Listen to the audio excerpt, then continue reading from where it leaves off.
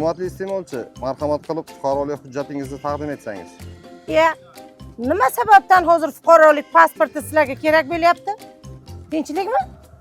Hurmatli iste'molchi, faqatgina Face ID tizimi yo'li orqali maishiy gaz ballonlari beriladi. Hech sizni yig'ishtiring-da, mana shu 50 ming so'm pulni olib, maishiy gaz ballonimni almashtirib bering. Face ID tizimi siz uchun juda qulay. Bu bilan siz yoki xonadoningizda ro'yxatda turgan iste'molchilar faqatgina maishiy gaz ballon olish huquqiga ega.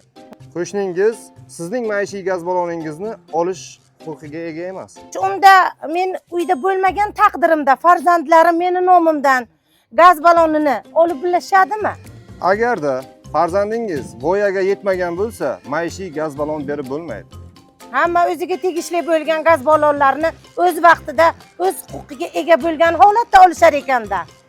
Xuddi shunday hurmatli iste'molchi, endi marhamat qilib fuqarolik hujjatingizni taqdim etsangiz. Uydan olib chiqaman hozir. Hurmatli fuqarolar, Face ID orqali korrupsiyaning oldini olishda o'z hissangizni qo'shgan bo'lasiz. Shuni unutmang.